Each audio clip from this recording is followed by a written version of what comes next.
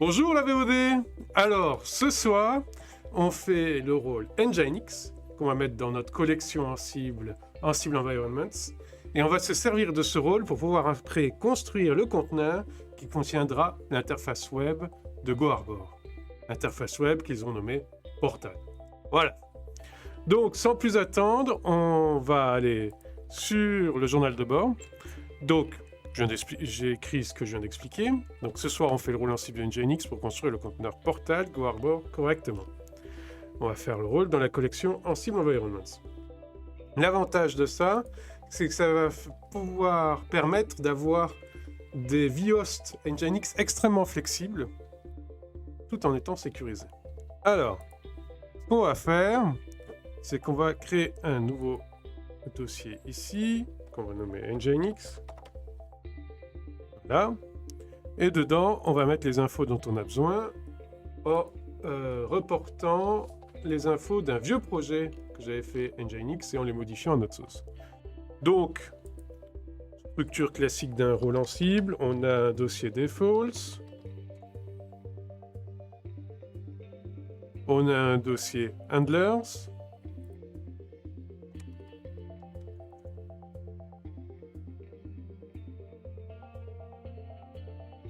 on a un dossier méta. Alors, est-ce qu'il sera important ce méta-là? Oui. Oui, c'est toujours important d'avoir un méta, même au sein d'une collection Ansible. Je ne sais pas si le méta d'un rôle au sein d'une collection Ansible est aussi intéressant qu'à l'époque où on avait les rôles tout seuls. Je parle comme un vieux, je dis à l'époque. Alors, tasks, templates.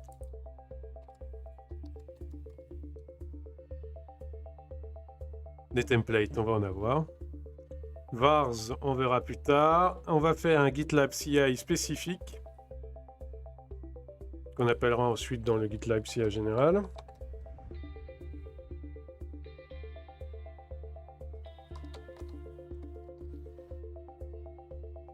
Pour l'instant, nos GitLab, ils sont pas acycliques, mais avec concours, tout ça, ça sera acyclique.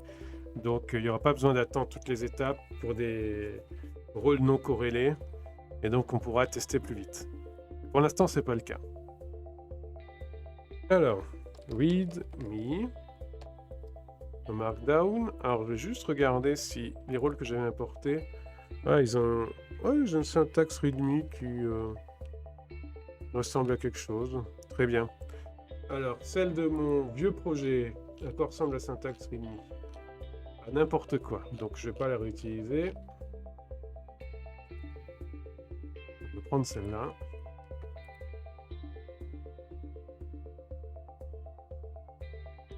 Voilà. Copaint Nginx sensible. Je vais mettre copaint Nginx. Logo. Nginx sensible. Déployer Nginx. Alors, ça me fait penser, cette ligne-là, elle va être obsolète bientôt parce que je vais supprimer Yarn et revenir sur NPM pour la gestion du Node.js. Mais on en parlera à un autre moment.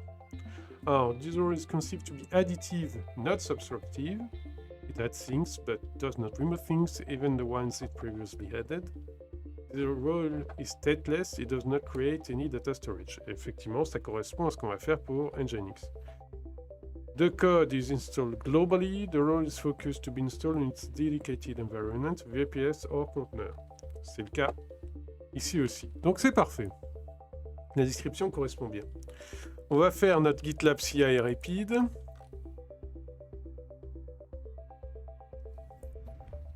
Histoire de pouvoir itérer rapidement sur nos tests. Hop.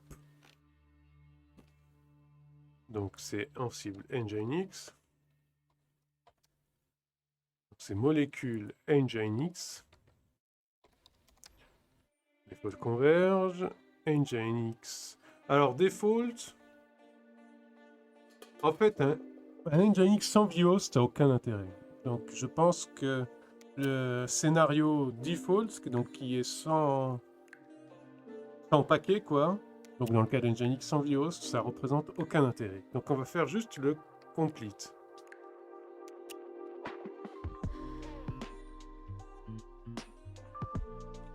Nginx build complete.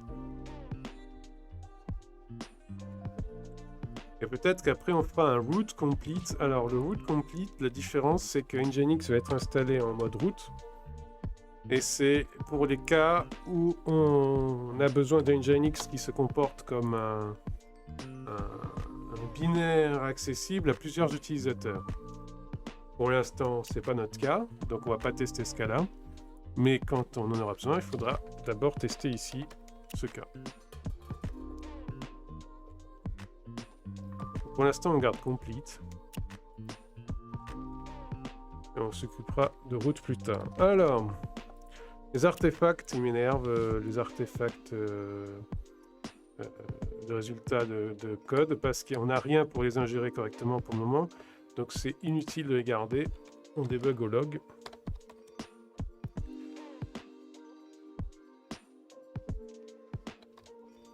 Hop. Nginx. Default deploy. Cible Nginx. Il default. Cible Nginx. Deploy docker complete. Donc complete, pardon. Nginx complete. Nginx build complete. Et je crois qu'on est bon là. Hein. Donc ça, c'est notre premier canevas de GitLab CI pour faire tourner nos tests. Je fais beaucoup appel à molécules, donc on va faire le projet molécule. On va lui mettre déjà un méta.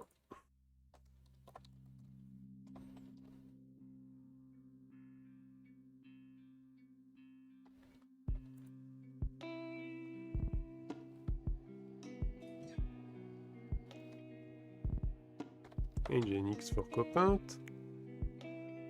Parfait.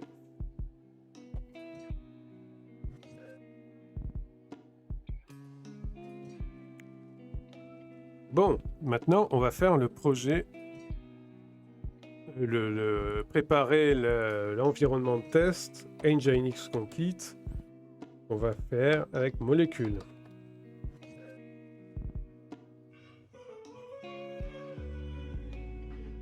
Alors, pour ça, on va se baser sur Node.js complete. Donc, un dossier var, un dossier files. Déjà, on va faire un dossier groupe var. On verra si le dossier file c'est nécessaire. Un git ignore.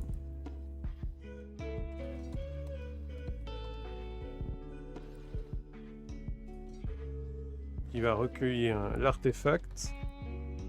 Le résultat XML, mais le résultat XML. Hola Tobiche, ça va? Hop. Hop. Je fais du Nginx en conteneur. En conteneur. En fait, la collection en cible là, c'est pour faire les dépendances des playbooks qui construisent les conteneurs. Donc là, je teste petit bout par petit bout. Et le conteneur qui aura Nginx se servira de ce rôle-là pour construire son Nginx. C'est du Nginx en conteneur. En conteneur.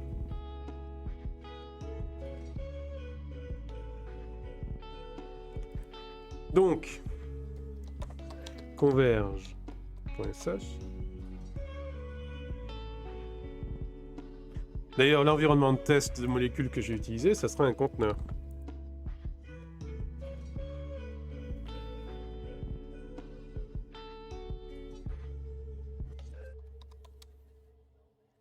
Image officielle de quoi? d'Nginx? Mais l'image officielle, elle n'est pas aussi flexible que ce que je voudrais faire.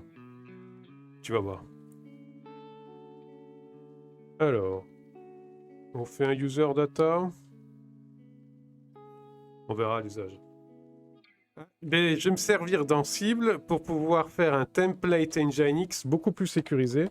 Par exemple, il y aura du support TLS, il y aura du support de Content Security Policies, il y aura du support d'interdiction de certaines méthodes HTTP, du blacklisting, et des choses comme ça.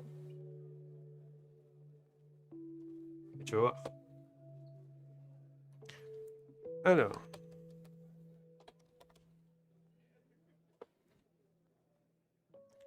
Donc là, en fait, je suis en train de fabriquer l'environnement de test, et ensuite, je vais coder le rôle.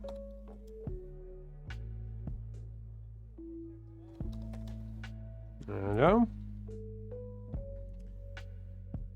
ça, c'est pour Converge. On va faire son Converge YML.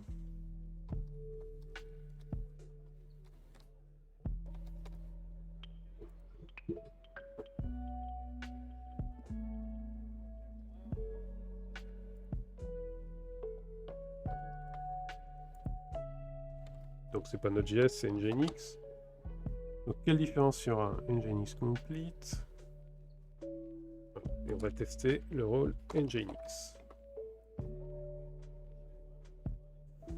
On va prendre le script deploy aussi pour faire les artefacts temporaires qui serviront pour les suites de tests. C'est les artefacts qui servent à tester les suites de tests.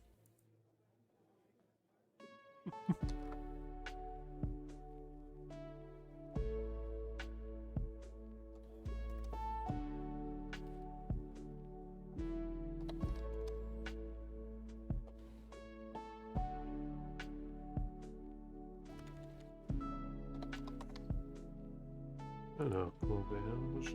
J'ai bien mis Nginx partout. Ouais, j'ai mis Nginx partout.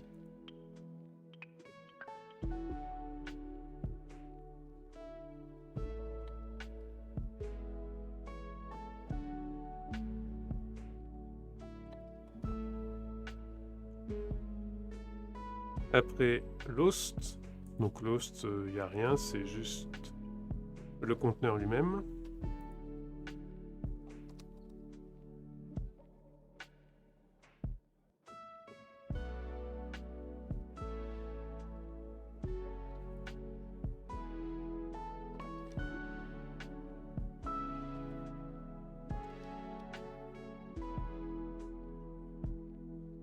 Le fichier de configuration de molécules. Donc,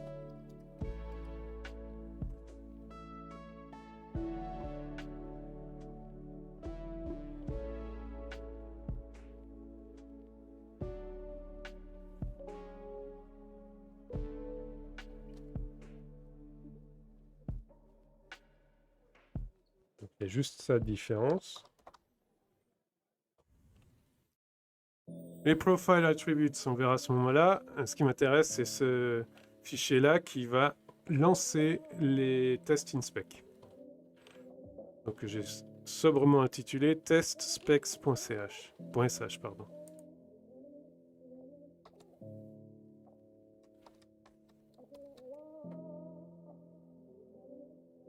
Au singulier, c'est bon. Alors.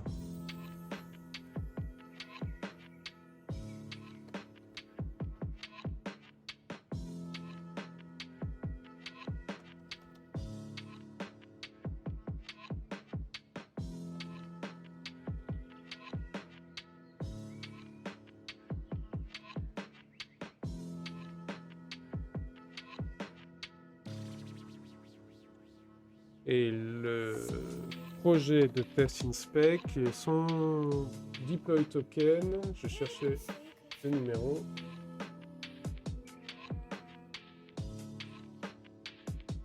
C'est 139 je crois, j'ai vérifié.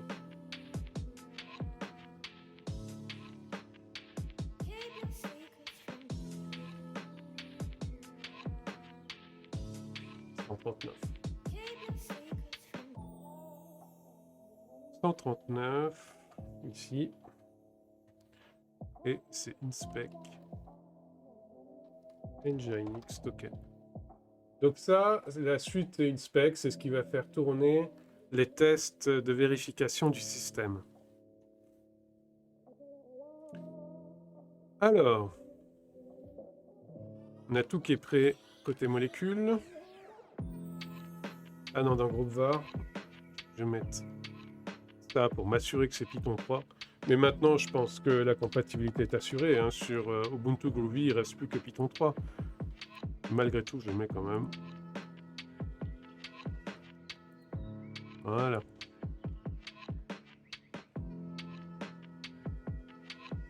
Et ensuite, on va appeler notre projet ici.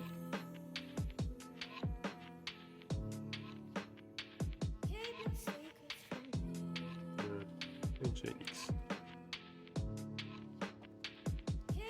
Et pour aller plus vite, je vais temporairement désactiver les autres rôles, les tests des autres rôles, pour gagner pour le stream en vitesse, et puis après je les remettrai en stream.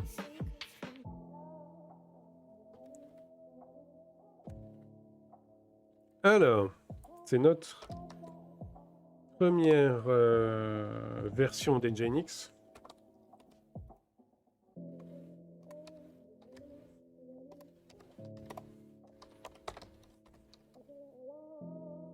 Donc on va faire la branche.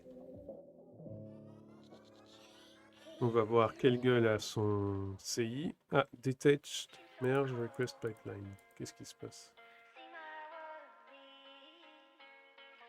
Cible Nginx Build Default. Alors.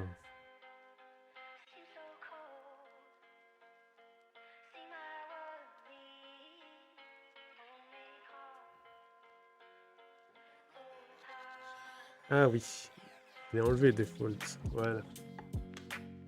Celui-là. Ok.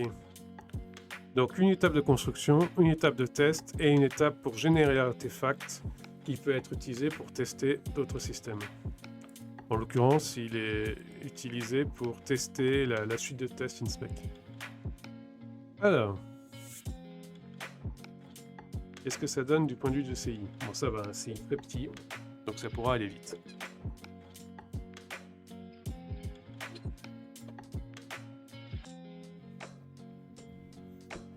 Donc là, il va build rien du tout normalement.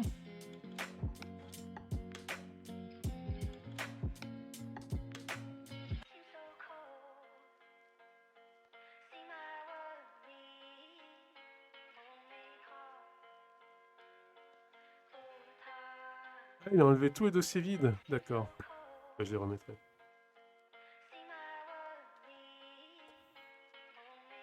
Allez. Ouais.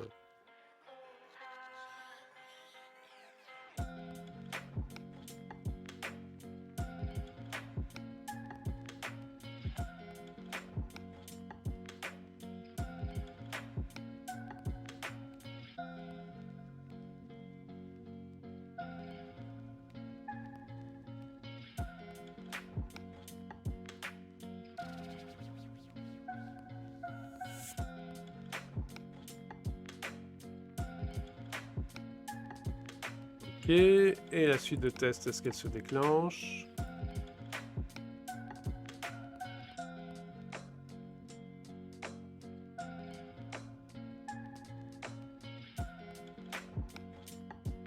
Et dans la suite de test, je vais l'ouvrir aussi pour pouvoir la modifier si jamais on décide de changer des trucs.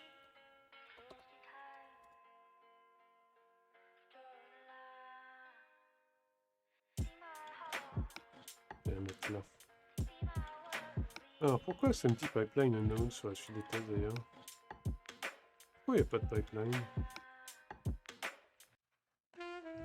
Ah mais il n'y a pas de... Ah d'accord.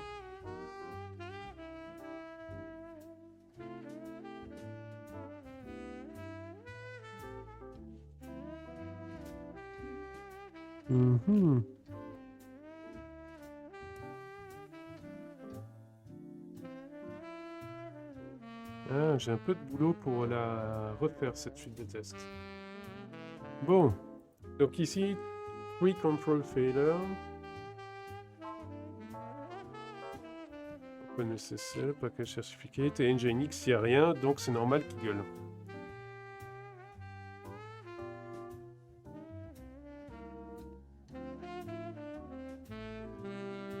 Très bien.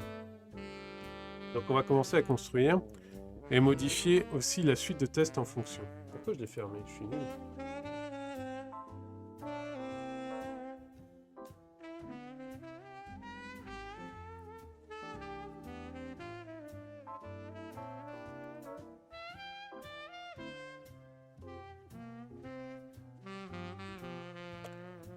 Alors, la suite de tests, donc elle est un peu vieillotte dans sa structure. Donc il va falloir que je la rajeunisse un peu. Elle a des vieux tokens pourris totalement obsolètes. SSL baseline, non. On l'appelle autrement maintenant.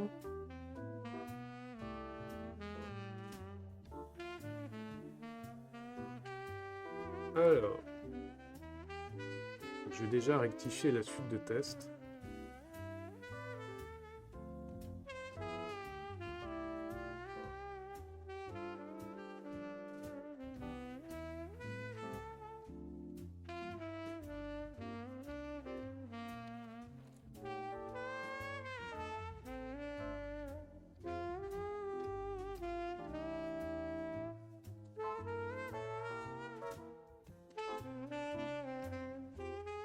Donc maintenant, on utilise comme base inspect Linux hardening.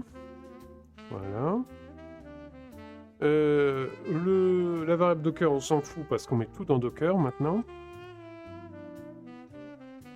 Par contre, ça serait bien de noter que c'est dans les attributes.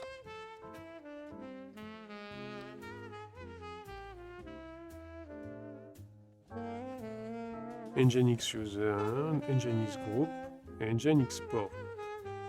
Nginx port, ça sera toujours 443, donc ça, on s'en fout. And one vhost, parce qu'en conteneur, on met qu'un seul vhost. Is configured. Ok. Donc il y a Nginx baseline. Il va falloir que j'extrais du groupe devsec sur GitHub.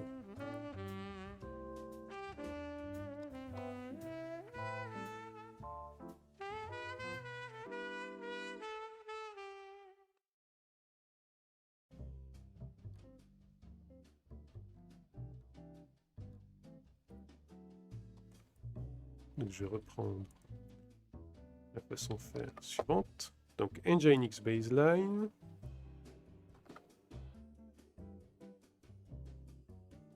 Voilà. Voilà.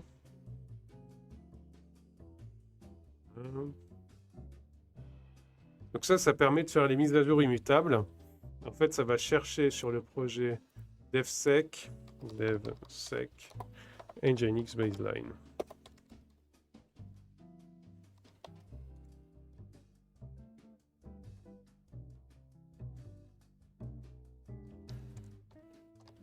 Pour cela, on va modifier et mettre à jour le vieux, un vieux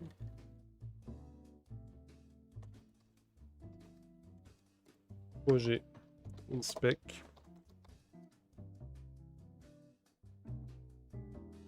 un vieux profil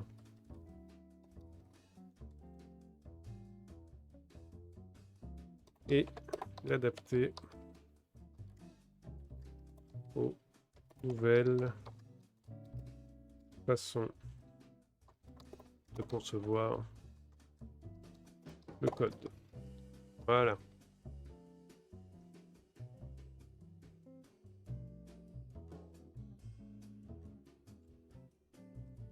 Ok, donc devsec baseline, on en est à 2, 3, 4. Tiens, ça me fait penser, il faut que je regarde si j'ai pas à sortir une nouvelle version, tiens, de Nginx baseline. regarder.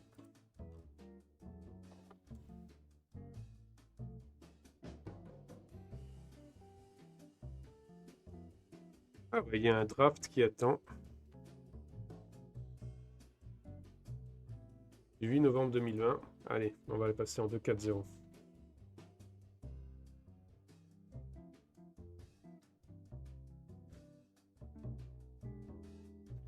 Donc, DevSec Nginx baseline est passé en 2.4.0. Voilà.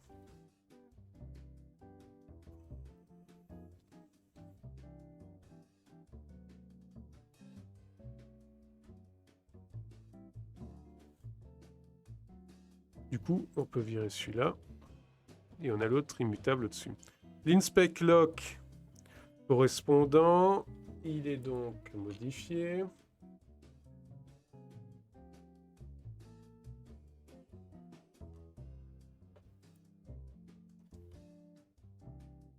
Donc on va reprendre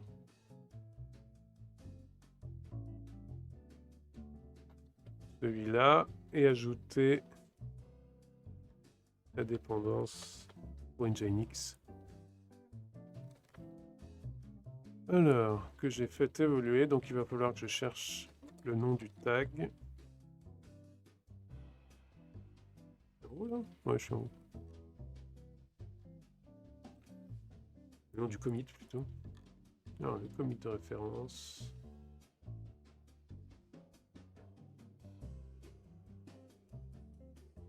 C'est ça. Voilà.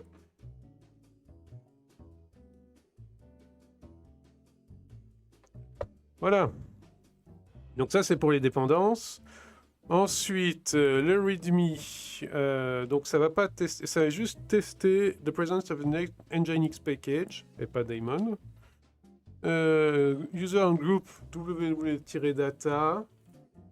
Potentiellement, the presence of one host. Je fais tout le temps. Voilà. Et les modes, qu'est-ce qu'il y avait comme mode? Les modes sont plus intéressants du tout.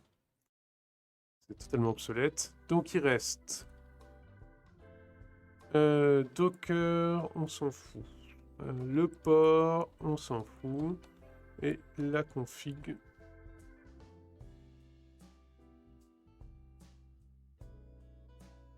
La config, potentiellement, elle peut rester pour tester les variations de nos tests. Alors, file join, ok.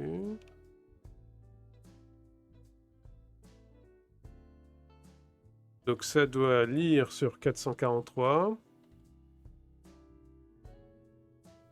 Là, je hardcode. Parce que TLS en Nginx, c'est toujours 443. Et avec Docker, on peut se permettre de toujours mettre en 443. Et puis faire des bidouillages sur un port autre.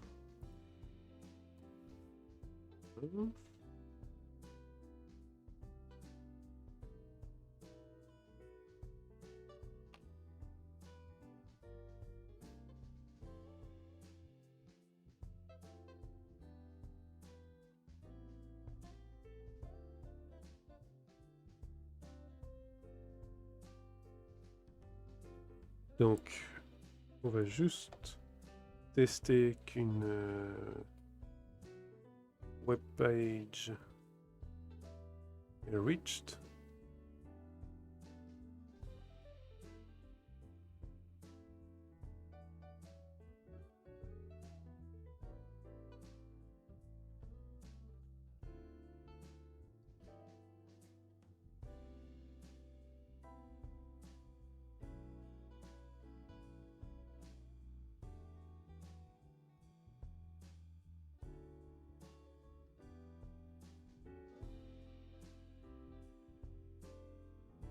Là.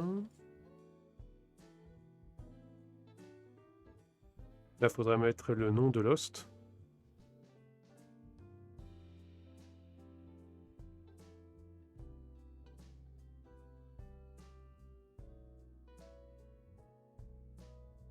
Ça, on s'en fout.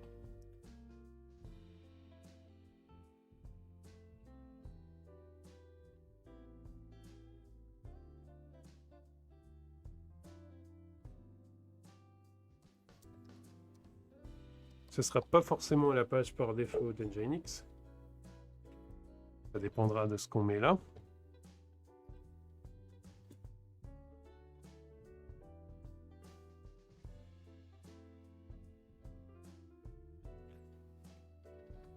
Alors, Nginx statut. Liviost. Donc le Nginx statut, c'est pas mal. Parce que c'est en fait un outil de monitoring. Donc Nginx statut, il vérifie juste que le vhost est actif. Donc c'est un... On envoie ping et il doit répondre pong. Tout simplement. Les SSL Verify, on va les enlever parce qu'on peut faire avec SSL avec un SSL reconnu.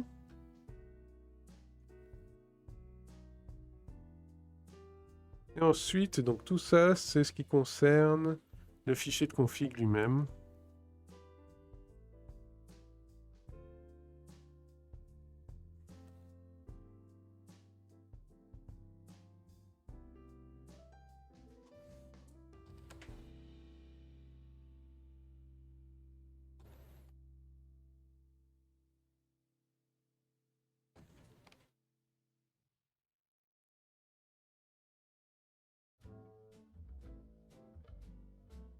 Donc unless file exist docker env, ça on s'en fout. Attendez. Oui, c'est bon.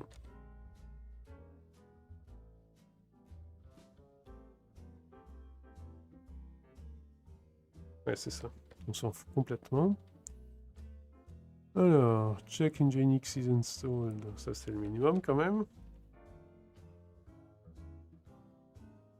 Ah, mais c'est du sys de service.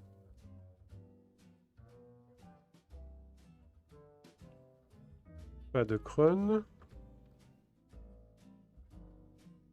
En fait, de mettre en conteneur, ça simplifie beaucoup de choses. Parce que les tests de cron, c'est pas à ce niveau-là qu'il faut les gérer. Les cron, là, en plus, c'est pour changer les certificats TLS et c'est pas au sein du conteneur qu'on gère ça. Donc ça, c'est pas mal. HSTS, ok. HSTS, c'est vachement important.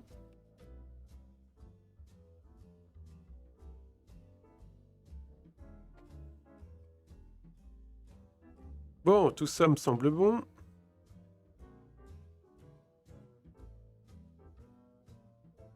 Pour un premier balayage. Parce qu'après, on va itérer, hein, parce qu'à mon avis, il y aura des modifications dans tous les sens. Et main, j'avais mis quoi dedans? Ah oui. Donc ça, hop. Docker, on s'en fout.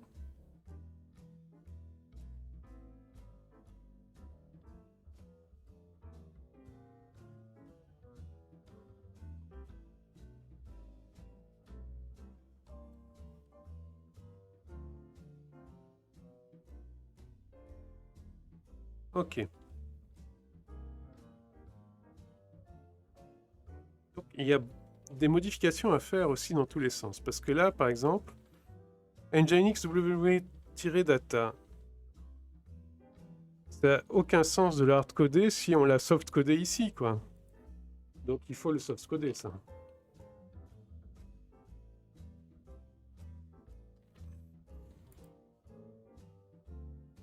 Je veux dire, je le hard-code d'un côté et je le soft-code de l'autre. C'est n'importe quoi.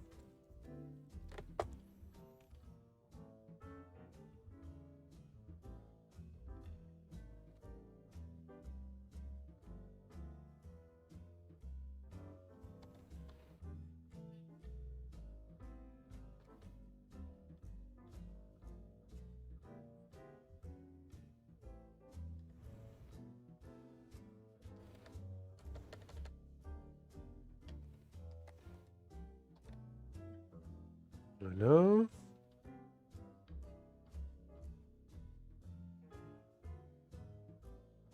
un groupe. C'est ça.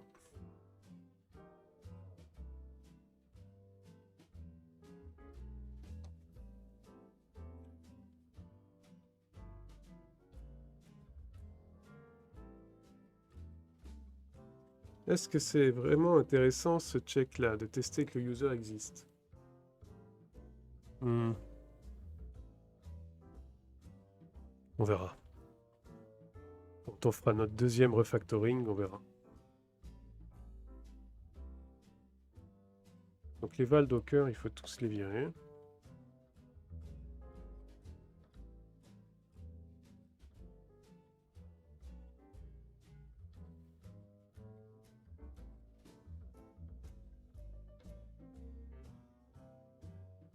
Ok, alors, on va faire un fit refactoring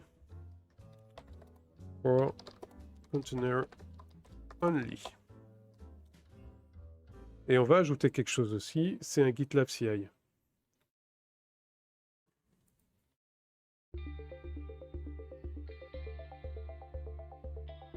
Ah mais j'avais déjà ajouté.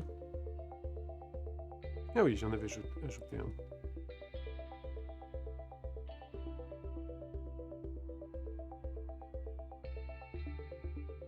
Ah, mais non, il était déjà là avant. Ah, c'est un vieux truc, ça.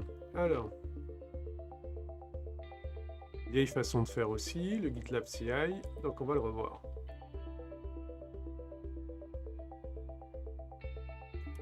Ah, il y a le Release et le Renovate aussi à revoir. En fait, en quelques mois, j'ai fait beaucoup de changements dans ma façon de faire du code. Hein. Ça, c'est en fait, si tu veux te biche, la jeunesse du truc, c'est un profil Nginx que j'avais fait en fin 2019, quelque chose comme ça. À un moment où j'avais pas encore décidé si je migrais tout en conteneur ou pas. Et où je voulais faire des profils hybrides qui prennent à la fois un fonctionnement en conteneur et un fonctionnement en système D. Depuis, j'ai tout migré vers le conteneur, donc la partie système D est totalement obsolète. Et donc là, je le mets au goût du jour, ce profil, parce que le projet dont il dépendait petit à petit était déprécié pour d'autres solutions. Et donc là que je reprends le projet, hop, je m'y remets.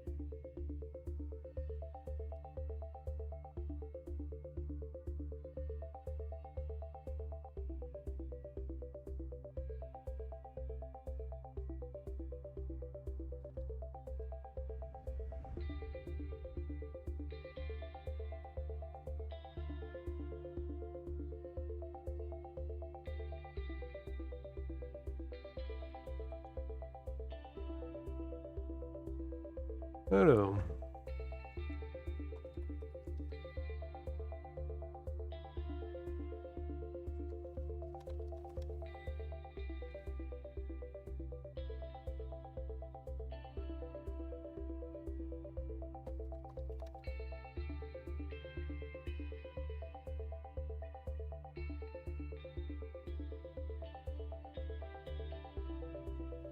Ah non, on va faire un complete. Parce que pour l'instant, la seule suite qu'on a, c'est complete. Ça sera la suite qu'on fera.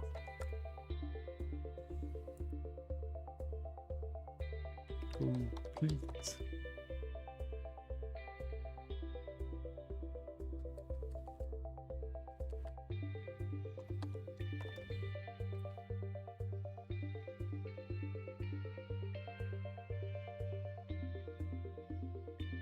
Ok, donc on a un GitLab CI qui est correct. Maintenant, on va rajouter Renovate et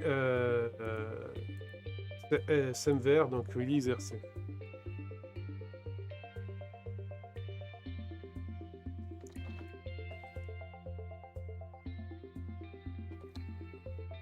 Ok. Innovate, c'est bon. Et release RC. Release rc.json.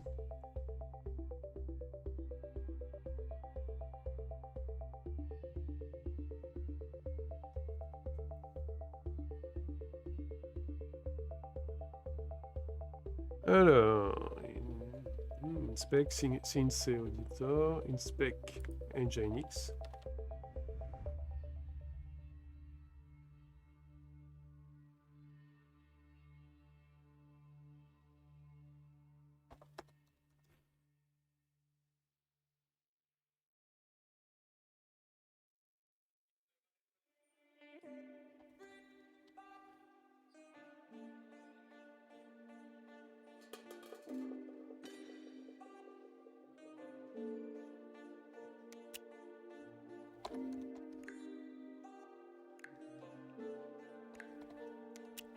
Voilà. Bon, on va voir comment ça tourne.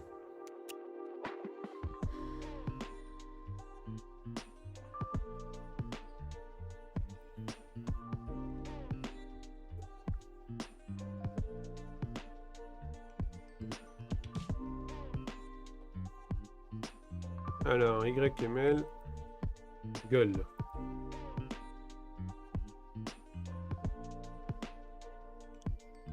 Spec 14. 5. Ah, expected 2, find 4. Mais si on met 2 à 4, il va plus gueuler.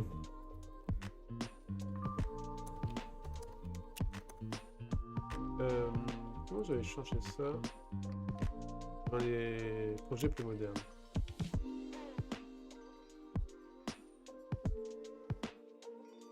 Et oui, c'est vrai que ça avait changé. C'est OS Family maintenant. Voilà.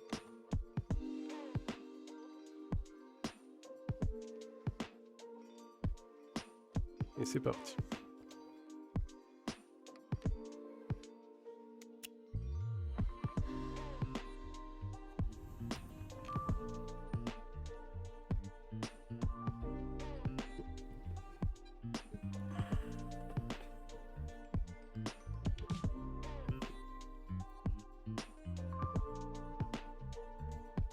Markdown.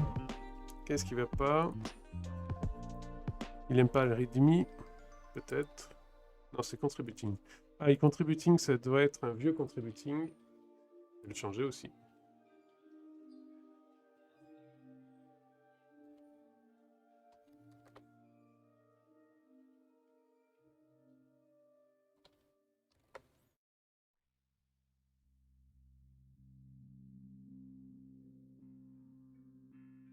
Voilà. Contributing, par exemple, c'est un fichier qui a tout intérêt à avoir son propre repo, à avoir son propre versionning, et à faire merci Hundenhals pour le follow. J'espère que j'écorche pas ton nom. Et j'espère que t'es pas un bot aussi, parce que je suis visité par les bots depuis lundi.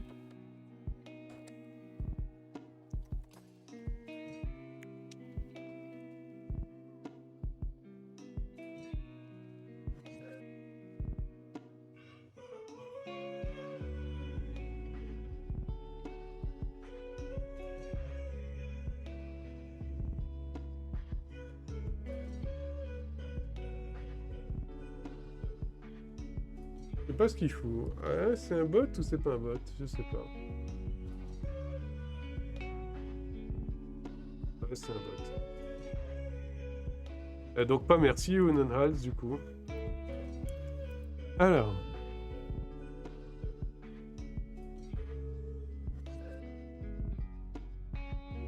Ah, et la licence. Vieille licence aussi. Donc je disais, ouais, contributing, ça a tout intérêt va être dans un repo à part avec son propre versionning. Et quand il y a un versionning nouveau du contributing, tous les projets qui en dépendent l'appellent pour mettre à jour leur contributing à eux. Voilà, comme ça permet de l'écrire à un seul endroit et être sûr que c'est synchronisé partout.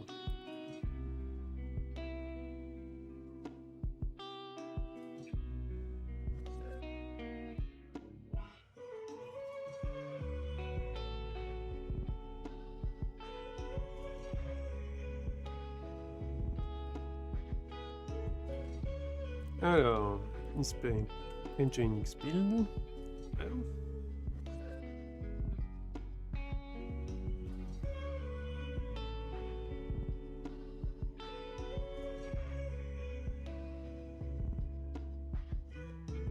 Qu'est-ce qui va pas?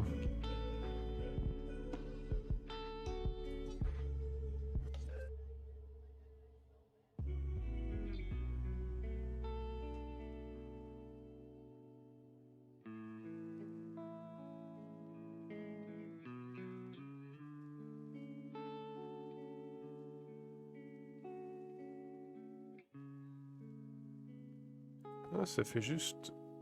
Attendez. Ah, c'est ça. C'est le nom du projet, il faut l'appeler Inspect Nginx pour que son packaging soit correct. Voilà, on va mettre Inspect Nginx. Et ici, on va git ignore Inspect Nginx. Voilà.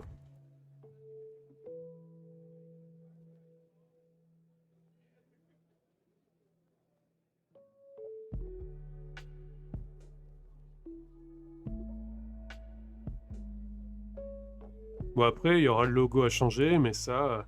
Les logos, il faudra que j'en change beaucoup, mais ça aura son propre stream pour ça. On fera du logo. Pas des Lego, hein, du logo. Voilà.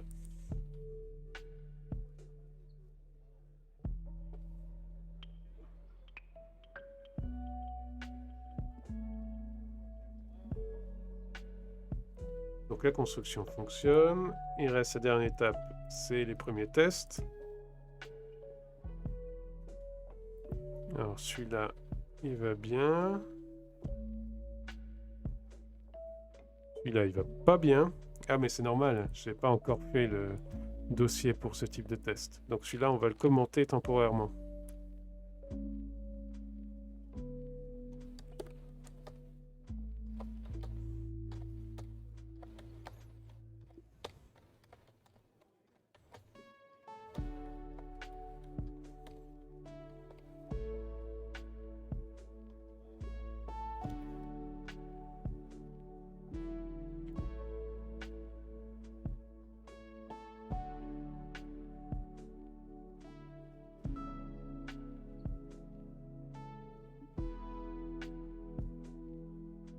Et celui-là...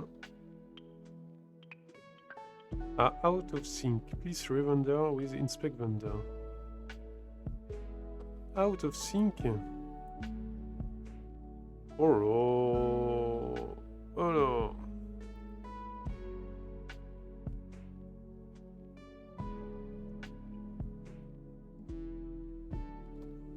Il manque le point guide final.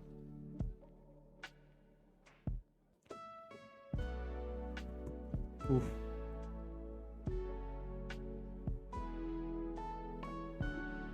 Ah, je sais d'où est l'out of sync.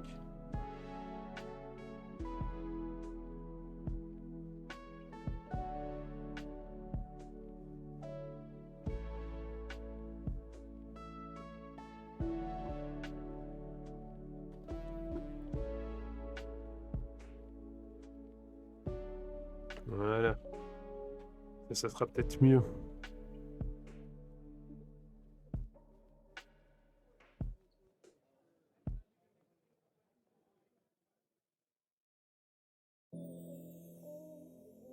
Et là, pareil, quand j'aurai Gitty, je pourrai packager correctement les profils inspec.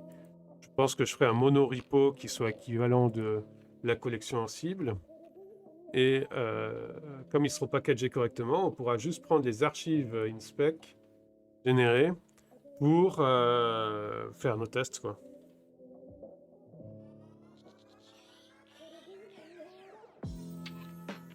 Voilà.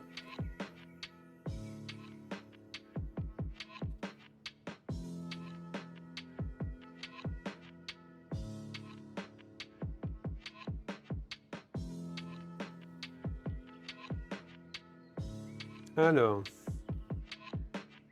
default option for attribute is being replaced by value. Ben, on va utiliser value alors. Contrôle, config, 9, 21, 32, 40, 9. Oui, c'est ça.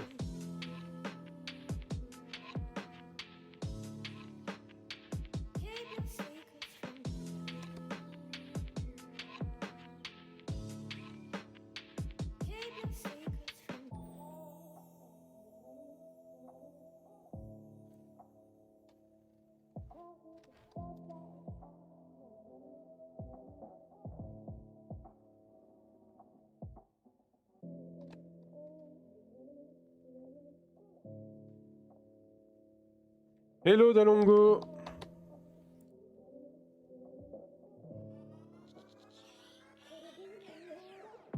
Ben écoute, ça va et toi?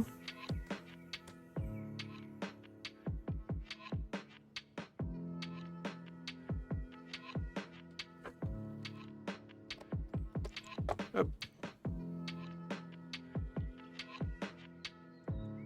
Là, je remets à jour un vieux profil inspec pour tester du Nginx en conteneur.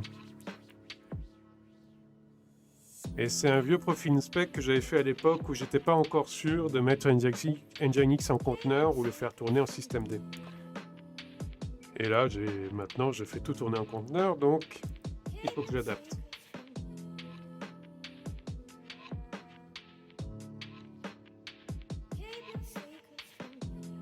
Donc voilà, le boulot de ce soir, c'est de faire un rôle Nginx en Ansible qui puisse tourner dans un conteneur pour pouvoir construire après le conteneur qui contiendra l'interface graphique, l'interface web de GoHarbor.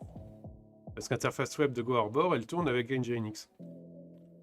C'est du HTML, du code de Nginx.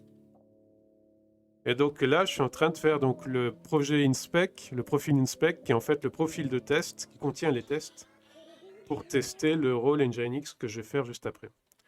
Donc là, le profil a l'air de passer. Est-ce qu'il y a beaucoup de warnings dedans ou pas? Alors, il reste ce warning là.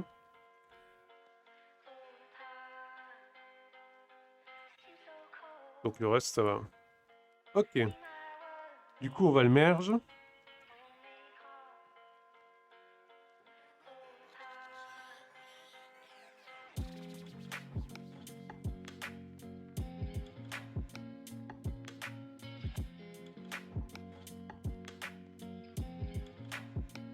Alors avant de le merge, il faut que je mette deux variables en place dans le repo.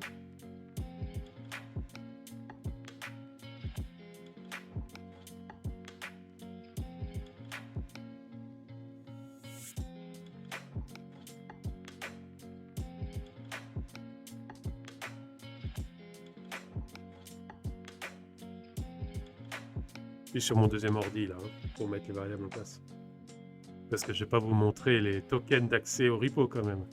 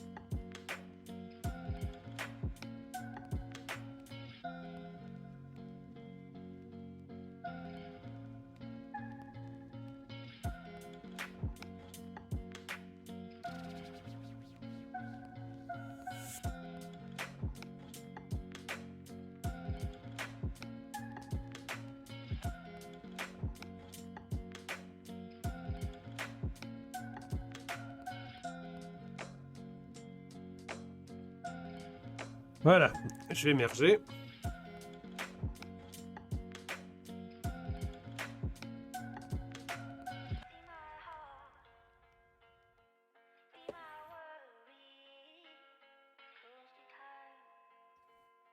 Ah! Oh, GitLab m'a foiré le... Ah, le nom de commit, ça m'énerve.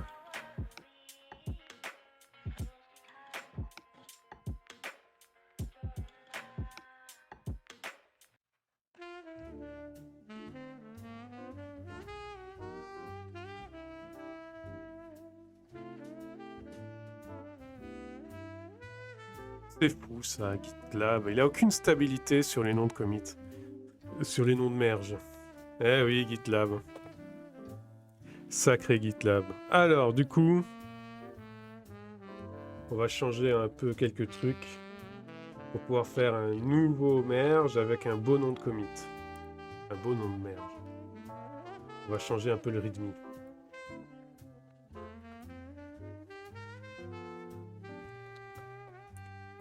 Alors, Copint Nginx.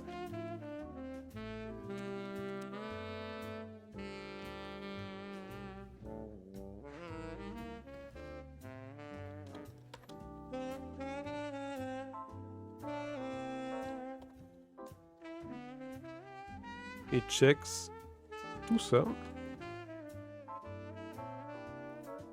Voilà. Et on va pouvoir jeter ça. Et on est bon. Du coup, on va faire un fit. Refactoring. For Nginx in container. Voilà. Alors on va le rebase.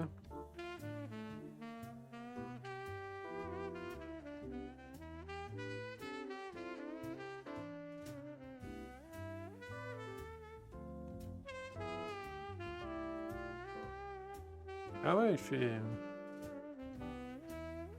Ah, il m'a quand même fait une release. Bon.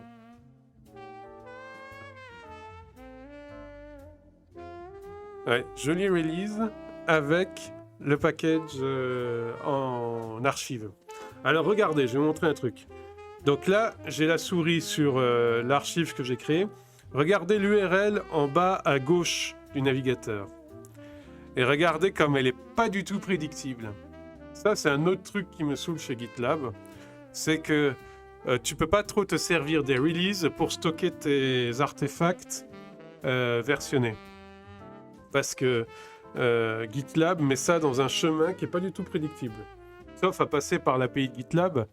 Mais ça complexifie énormément les systèmes qui veulent y accéder pour rien.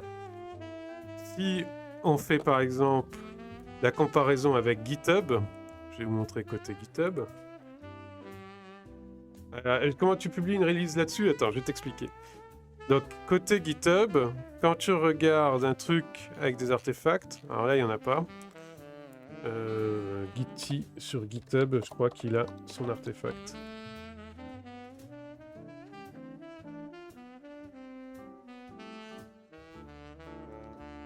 Donc oui, voilà.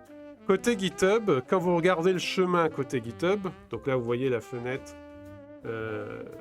quand je mets ma souris sur le lien, ça c'est entièrement prédictif. Parce qu'on a le numéro de version, et tout le reste, on peut le déduire facilement. Il n'y a pas de hash ou de trucs comme ça. Donc ça, c'est facile pour pouvoir automatiser les mises à jour de release. Et télécharger les releases récentes. Avec GitLab, ça, c'est pas possible. C'est pour ça que je vais me barrer aussi de GitLab. Alors, comment on fait une release sur GitLab? Alors, moi, j'utilise un outil qui s'appelle Semantic Release, qui est géré, qui est configuré à partir de ce fichier-là, qui, lui, a tout le code pour faire une release dans GitLab. Donc, en fait, tu installes un conteneur avec Semantic Release dedans, c'est un projet Node.js. Tu fais passer dans ton intégration continue à la fin, quand tu es satisfait de tes tests et que tu veux faire ta release, ce conteneur Node.js, tu le fais tourner. Je vais te montrer ici. Là, tu vois, je suis satisfait de ma release. Donc, c'est plutôt celui-là qu'il faut regarder. Donc, je fais tourner mon conteneur Node.js à la fin. Et le conteneur Node.js, le conteneur qui contient Semantic Release qui est écrit en Node.js, il va tout seul faire la release et tout seul faire tout un tas de choses qui concernent une release. Comme par exemple le changement du changelog, la mise à jour du changelog, la mise à jour des versions dans les fichiers, etc. Voilà. Entièrement automatisé. Et tu configures ton truc avec un fichier comme ça. Tu vois? Donc là, dans mon cas, je lui dis de mettre à jour le changelog. Je lui dis ensuite de créer l'archive que je vais uploader dans la release. Uploader l'artefact. Donc là, en gros, je change la version dans l'artefact. Je le mets en archive. Je fais mon commit avec un beau nom de commit. Et je crée la release en uploadant l'artefact. Voilà. Ça se fait automatiquement. La condition, il faut que tu fasses des commits avec le respect du semantic versioning. Le fit que tu vois au début, c'est ça. Le fit que tu vois au début de mes noms de commit, c'est ça. En fait, tu as fit, fix et mage qui déclenchent une release. Fix, ça déclenche. Donc le semantic versioning, c'est les versions du genre 1.0.0, tu vois, ou 1.2.3. Donc dans 1.2.3, le fix, c'est le 3. Le fit, c'est le 2. Et le mage, c'est le 1. Donc fix, c'est un patch, un fix, c'est une mise à jour qui corrige un problème, mais qui ne change rien au reste du code, qui n'ajoute pas de fonctionnalité ni rien. Le fit, donc dans ton 1.2.3, c'est le 2. Le fit, c'est une mise à jour mineure qui rajoute des fonctionnalités, mais qui ne casse pas la compatibilité avec les mises à jour précédentes. Et le mage, c'est une mise à jour majeure, donc c'est le 1 dans 1.2.3. Et lui, il peut casser la compatibilité avec les mises à jour précédentes. Voilà. Et donc pour pouvoir déclencher ça, il faut que tu mettes dans tes noms de commit, fit, fix, etc. Mais il y a un site complet qui référence les bonnes façons de faire du Semantic Release. Donc le projet, c'est Semantic Release, et le site en lui-même, je crois que ça s'appelle Semver. Voilà. Donc je vais mettre les liens, si tu veux, dans le chat. Donc Semver.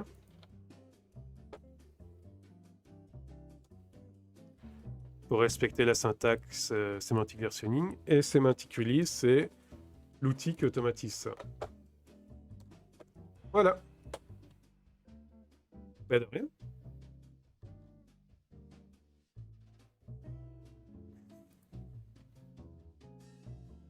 Alors, du coup, on va faire une deuxième release correcte.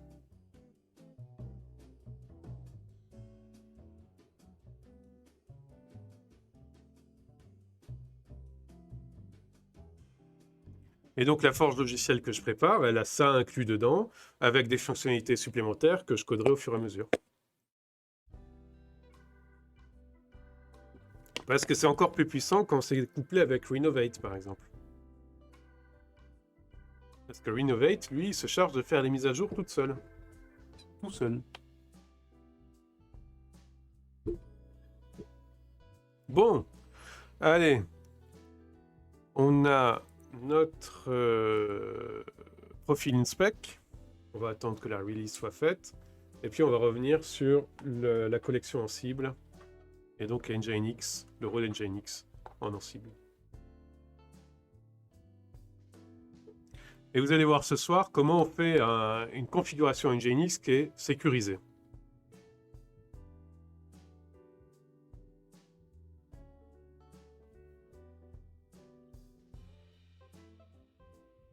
Tu veux ajouter un bouton d'autodestruction comme dans les dessins animés? Ouais, peut-être. Non.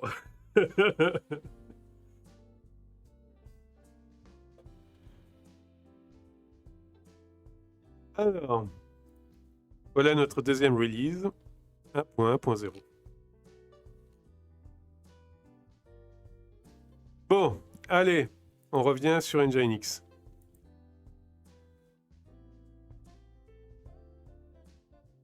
Donc, notre rôle Nginx, il a des templates, des fichiers et des tâches. Et on va écrire tout ça.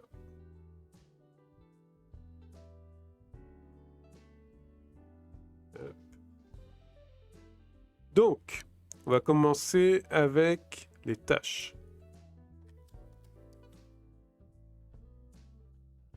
On va faire un fichier main. Et on va essayer de respecter la nouvelle façon de faire, la nouvelle syntaxe que j'ai développée pour les autres projets. Donc déjà, importer le rôle Linux Hardening, créer les users si on veut, et ensuite installer les system packages et provisionner deux modes qui soient le root mode et le user mode. Ok.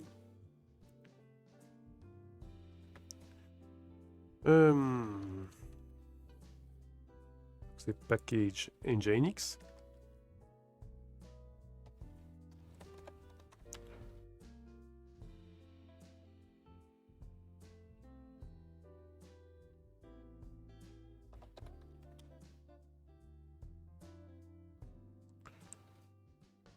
On veut un user mode et un root mode.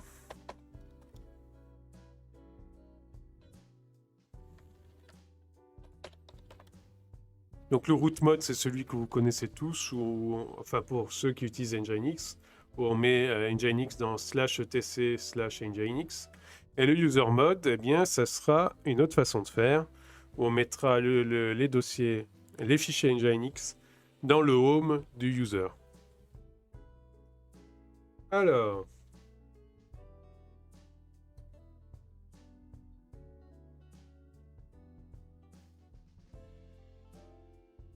on va d'abord faire le root mode, et ensuite on va l'adapter pour faire le user mode. Root mode.yml. Allô, voilà, on répond. Donc le root mode.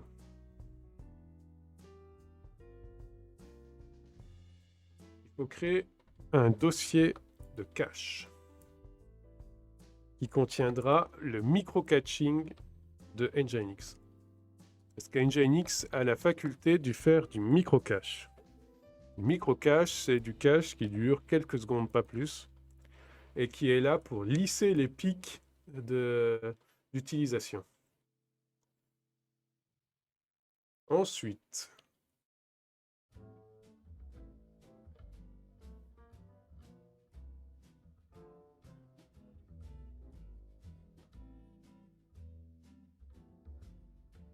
alors je vais reprendre le vieux projet et je vais élaguer dedans. Alors,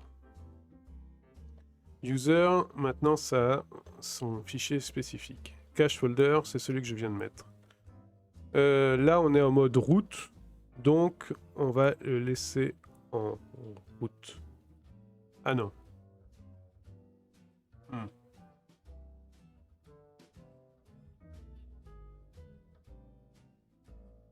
Bon, on verra, on verra.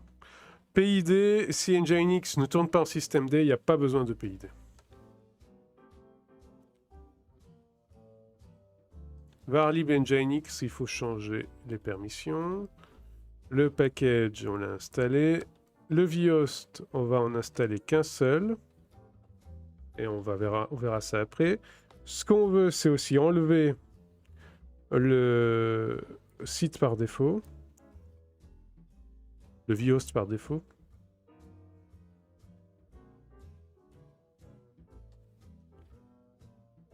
Voilà. Ça, quoi qu'on fasse. Ensuite, on veut remplacer la config générale d'Nginx. La notion des users, on la verra après. Les notify, ils servent plus à rien en Docker. La cipher list, elle peut être intéressante. Les fichiers de config additionnels aussi. Les fichiers statiques de config additionnel aussi.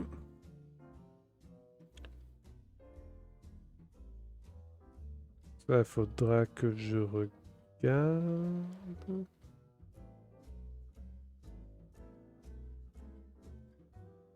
Ça, je crois que c'est redondant.